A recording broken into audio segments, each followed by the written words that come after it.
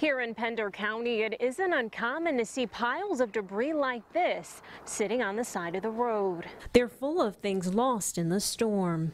These specific piles are in front of Jacqueline Hand's home. Some of the debris in them is from material stripped from her home. Everything is completely gone. So everything has got to be replaced. How much damage would you estimate that you have? And as big as this home is, about $150,000. Wow. Yeah.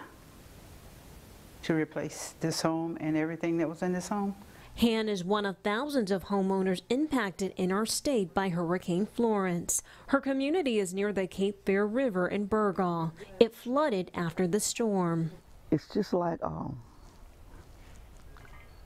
in the middle of, you're out in the middle of the desert with nowhere to turn to. Loretta Murray lives down the street from Mrs. Han. Murray and her husband also lost everything in the flood. It was still about another week and a half before we could get in. And once we did, we got here and got inside. Just everything was gone, clothes, nothing left. Nine on Your Side was able to document members of the AmeriCorps as they worked on the Murray's home along with the neighboring one. What our crews are seeing is a lot of water damage in the homes and very high levels of water damage. What I mean by that is that the water wasn't just in the lower part of the home. A lot of these homes are needing a complete floor to ceiling muck and gut of getting all that out of the house. AmeriCorps provides that service for free to help impacted homeowners start their recovery process. Our mission assignment currently covers Duplin, Jones, Pender, as well as Lenoir and Onslow. Currently focusing on Duplin and Pender, but we are beginning to reach out to the other counties as well. In order to enter the homes, I had to suit up for protection. It was due to the strong chemicals that were being sprayed to help eliminate mold. What crew members are doing right now is called mold suppression. It's a process in which they scrub the walls of the home to remove any mold and hopefully keep it from coming back. They have been instrumental ever since from day one when they started in here. Talk about that, because here it is, it's your time of need, and these strangers that have pretty much came, their planning chief that I was talking to came from Washington State. That's all the way on the other coast. That's right. They came here to Pender County, North Carolina, to help you out. Tell me how that makes you feel. Overwhelmed, but in a good way.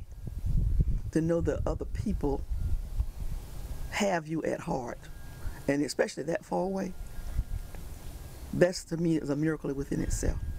And in talking about surprising events, these homeowners were also severely impacted by Hurricane Floyd in 1999. Many of them raising their homes above flood level to keep this type of devastation from happening again. Well, at Floyd, we had 15 inches of water in the house, and it didn't come over the wall receptacles or anything. We this time had 4 1/4 feet, which is roughly chest high here. It went to the middle of the windows. Murray says thanks to the kindness of volunteers that showed up on his doorstep, he is now further ahead in rebuilding than he anticipated. Despite the work being done to erase the damage caused by Florence, there are still strong reminders of her wrath. Here in these set of homes, you can see just how high the water actually rose, this being the highest level, and this being where the water lingered. These homes are now empty, some mementos still in the yard from things left behind. One homeowner's door was wide open, so we peeked inside. From floor to ceiling, it was covered in mold. In the wake of a storm like Florence, it may be difficult to think about how to move forward, especially in terms of protecting you and your family from the next storm. But that's exactly what experts are hoping you'll do. It's important that organizations, individuals, starting with the family level, but neighborhoods and organizations think about these issues. The frequency and the intensity of these events are increasing, and it's important that people take this seriously. Experts say it's important not only for area natives, but also people new to the area to seriously consider their hurricane plans. Nicole Newman, 9 on Your Side.